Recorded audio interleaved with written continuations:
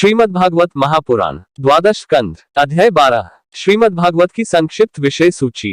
सूत जी कहते हैं, भगवत भक्ति रूप महान धर्म को नमस्कार है, विश्व विधाता भगवान श्री कृष्ण को नमस्कार है। अब मैं ब्राह्मणों को नमस्कार करके श्रीमद्भागवतोक्त सनातन धर्मों का संक्षिप्त विवरण सुनाता हूँ। शंकादि ऋषियों, आप लोगों ने मुझसे जो प्रश्न किया था उसके अनुसार मैंने भगवान विष्णु का यह अद्भुत चरित्र सुनाया। यह सभी मनुष्यों के श्रवण करने योग्य है। इस श्रीमद् भागवत महापुराण में सर्वपापहारी स्वयं भगवान श्रीहरि का ही संकीर्तन हुआ है। वही सबके हृदय में विराजमान, सबकी इंद्रियों के स्वामी और प्रेमी भक्तों के जीवन धन है। इस श्रीमद् भागवत महापुराण में परम रहस्यमय अत्यंत गोपनीय ब्रह्म तत्व का वर्णन हुआ है। उस ब्रह्म में ही इस जगत की उत्पत्ति, स्थिति और प्रलय की प्रतीति होती है। इस पुराण में उसी परम तत्व का अनुभवात्मक ज्ञान और उसकी प्राप्ति के साधनों का स्पष्ट निर्देश है। शौनक जी, इस महापुराण के प्रथम स्कंध में भक्ति योग भली भांति निरूपण हुआ है और साथ ही भक्ति योग से उत्पन्न एवं उसको स्थिर रखने वाले वैराग्य का भी वर्णन किया गया है। परीक्षित की कथा और व्यास नारद संवाद के प्रसंग से नारद चरित्र भी कहा गया है।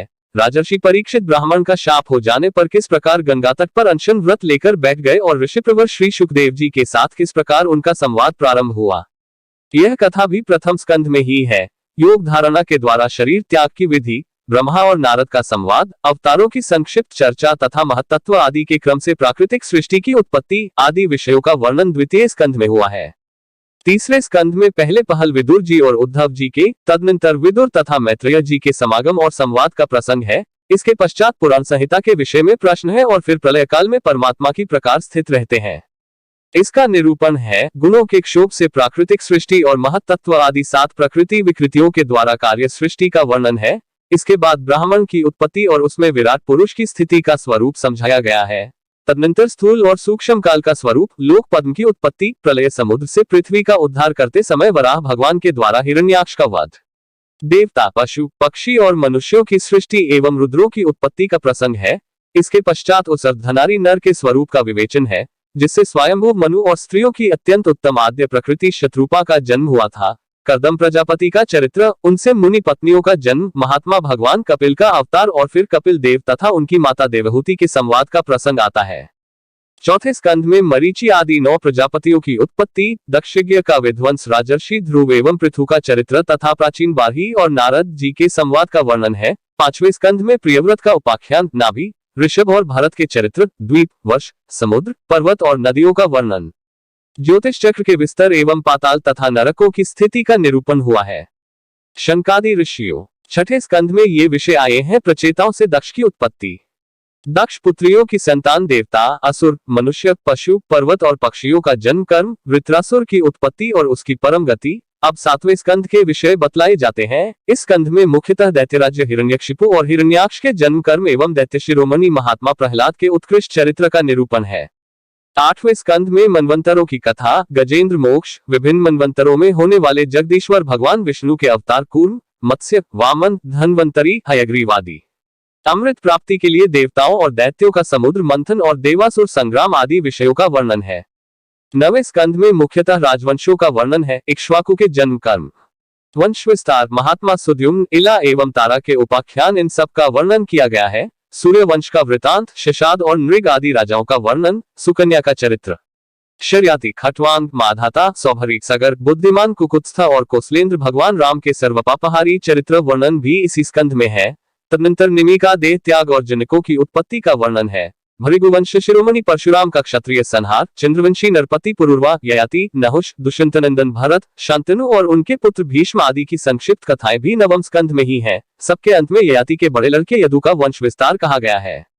शंकादि ऋषियों, इसी यदुवंश में जगतपति भगवान श्री कृष्ण ने अवतार ग्रहण किया था। उन्होंने अनेक असुरों का संहार किया। उनकी लीलाएं इतनी है कि कोई पार नहीं पा सकता। फिर भी 10वें स्कंध में उनका कुछ कीर्तन किया गया है। वसुदेव की पत्नी देवकी के गर्भ से उनका जन्म हुआ। गोकुल में नंद बाबा के घर जाकर बड़े, पूतना के प्राणों को दूध के साथ पी लिया। बचपन में ही छकड़े को उलट दिया। तृणावर्त, बकासुर एवं वत्सासुर को पीस डाला। सपरिवार धेनुकासुर और प्रलंबासुर को मार डाला। दावानल से घिरे गोपों की रक्षा की। कालिया नाग का दमन किया। अजगर से नंद बाबा को छुड़ाया। इसके बाद गोपियों ने भगवान को पति रूप से प्राप्त करने के लिए व्रत किया और भगवान श्री कृष्ण ने प्रसन्न होकर उन्हें अभिमत वर दिया। भगवान ने यज्ञ पत्नियों पर कृपा की। उनके पत्नियों ब्राह्मणों को बड़ा पश्चात हुआ। गोवर्धन धारण की लीला करने पर इंद्र और कामधेनु ने आकर भगवान का यज्ञाभिषेक किया।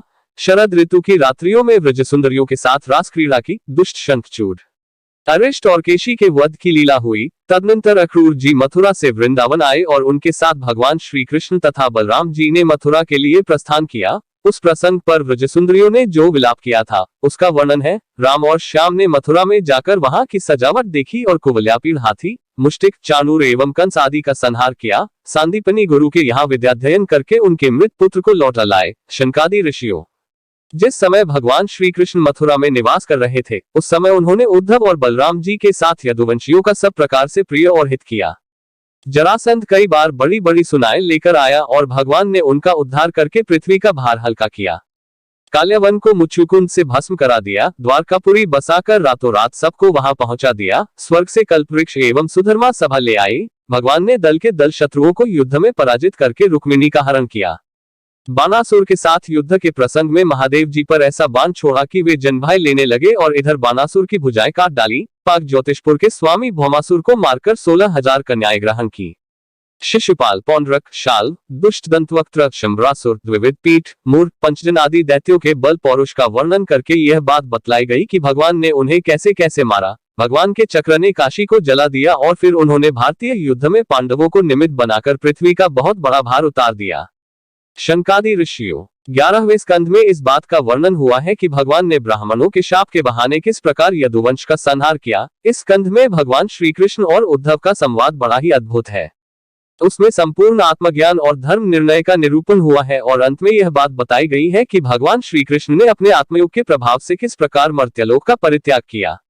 12वें स्कंध में विभिन्न युगों के लक्षण और उनमें रहने वाले लोगों के व्यवहार का वर्णन किया गया है तथा यह भी बतलाया गया है कि कलयुग में मनुष्यों की गति विपरीत होती है। 4 प्रकार के प्रलय और 3 प्रकार की उत्पत्ति का वर्णन भी इसी स्कंध में है। इसके बाद परम ज्ञानी राजर्षि परीक्षित के शरीर त्याग की बात कही गई है। तदनंतर वेदों के शाखा विभाजन का प्रसंग आया है। मार्कंडेय जी की सुंदर कथा, भगवान के अंग उपांगों का स्वरूप कथन और सबके अंत में विश्वात्मा भगवान सूर्य के गणों का वर्णन है। शनकादि ऋषियों, आप लोगों ने इस सत्संग के अवसर पर मुझसे जो कुछ पूछा था उसका वर्णन मैंने कर दिया। इसमें संदेह नहीं कि इस अवसर पर मैंने हर तरह से भगवान की लीला और उनके अवतार चरित्रों का ही कीर्तन किया है। जो मनुष्य गिरते पड़ते, फिसलते से, डैक भोगते अथवा छींकते समय विवशता से भी ऊंचे स्वर से बोल उठता है हरिये नमः, वह सब पापों से मुक्त हो जाता है। यदि देश, काल एवं वस्तु से अपरिच्छिन्न भगवान श्री कृष्ण के नाम, लीला, गुण आदि का संकीर्तन किया जाए अथवा उनके प्रभाव, महिमा आदि का श्रवण किया जाए तो वे स्वयं ही हृदय में आ विराजते हैं और श्रवण तथा कीर्तन करने वाले पुरुष के सारे डैक मिटा देते हैं। ठीक वैसे ही जैसे सूर्य अंधकार को और आंधी बादलों को तितर बितर कर देती है।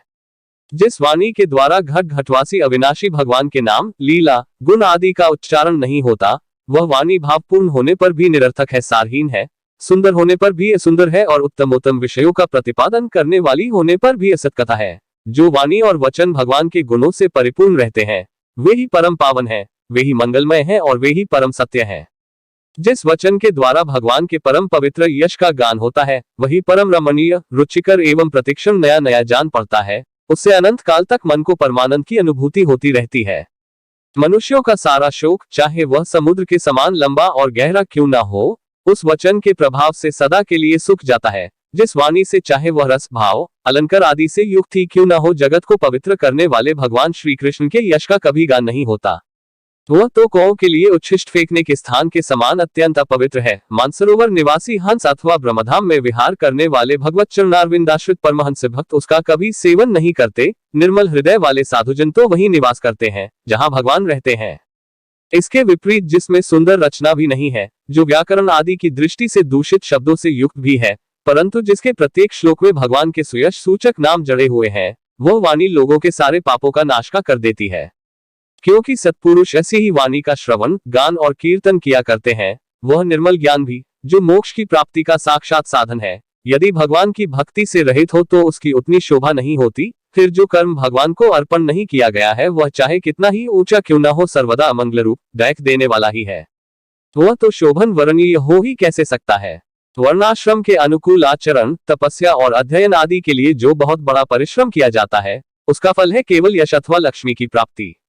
परंतु भगवान के गुण, लीला, नाम आदि का श्रवण, कीर्तन आदि तो उनके श्री चरण कमलों की अविचल स्मृति प्रदान करता है। भगवान श्री कृष्ण के चरण कमलों की अविचल स्मृति सारे पाप ताप और अमंगलों को नष्ट कर देती और परम शांति का विस्तार करती है। उसी के द्वारा अंतःकरण शुद्ध हो जाता है, भगवान की भक्ति प्राप्त होती है एवं परवैराग्य से युक्त भगवान के स्वरूप का ज्ञान तथा अनुभव प्राप्त होता है। शनकादि ऋषियों, आप लोग बड़े भाग्यवान हैं, धन्य हैं, क्योंकि आप लोग बड़े प्रेम से निरंतर अपने हृदय में सर्वांतर्यामी, सर्वात्मा, सर्वशक्तिमान आदिदेव, सबके आराध्य देव एवं स्वयं दूसरे आराध्य देव से रहित नारायण भगवान को स्थापित करके भजन करते रहते हैं।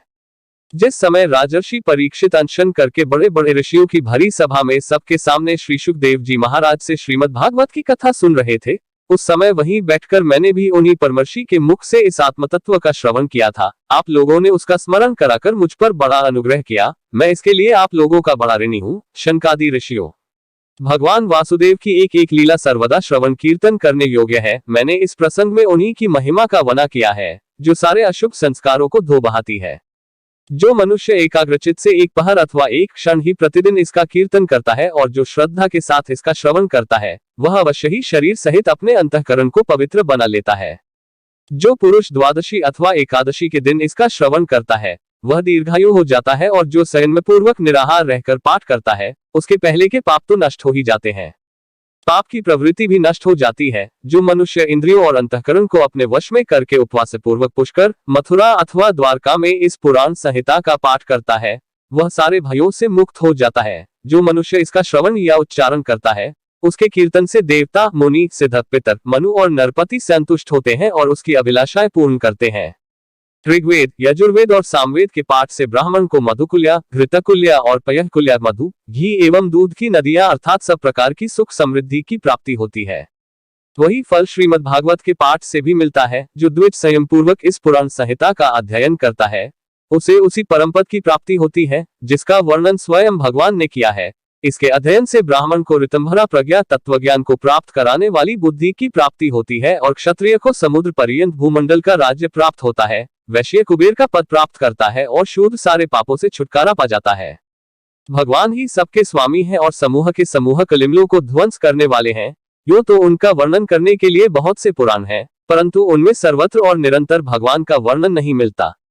श्रीमद् भागवत महापुराण में तो प्रत्येक कथा प्रसंग में पद पद पर सर्वस्वरूप भगवान का ही वर्णन हुआ है। वे जन्म मृत्यु आदि विकारों से रहित, देश कालादिकृत परिच्छेदों से मुक्त एवं स्वयं आत्म तत्व ही है। जगत की उत्पत्ति स्थिति प्रलय करने वाली शक्तियां भी उनकी स्वरूप भूत ही हैं, भिन्न नहीं। ब्रह्मा, शंकर, इंद्र आदि लोकपाल भी उनकी स्तुति करना लेश मात्र भी नहीं जानते। उन्हीं एकरस सच्चिदानंद स्वरूप परमात्मा को मैं नमस्कार करता हूँ, जिन्होंने अपने स्वरूप में ही प्रकृति आदि 9 शक्तियों का संकल्प करके इस चराचर जगत की सृष्टि की है और जो इसके अधिष्ठान रूप से स्थित है तथा जिनका परम पद केवल अनुभूति स्वरूप है। उन्हीं देवताओं के आराध्य देव सनातन भगवान के चरणों में मैं नमस्कार करता हूँ। श्री शुकदेव जी महाराज अपने आत्मानंद में ही निमग्न थे। इस अखंड अद्वैत स्थिति से उनकी भेद दृष्टि सर्वथा निवृत्त हो चुकी थी। फिर भी मुरली मनोहर श्याम सुंदर की मधुमयी, मंगलमयी, मनोहारिणी लीलाओं ने उनकी वृत्तियों को अपनी ओर आकर्षित कर लिया और उन्होंने जगत के प्राणियों पर कृपा करके भगवत तत्व को प्रकाशित करने वाले इस महापुराण का विस्तार किया। मैं उन्हीं सर्वपापहारी व्यासनंदन भगवान श्री शुकदेव जी के चरणों में नमस्कार करता हूँ।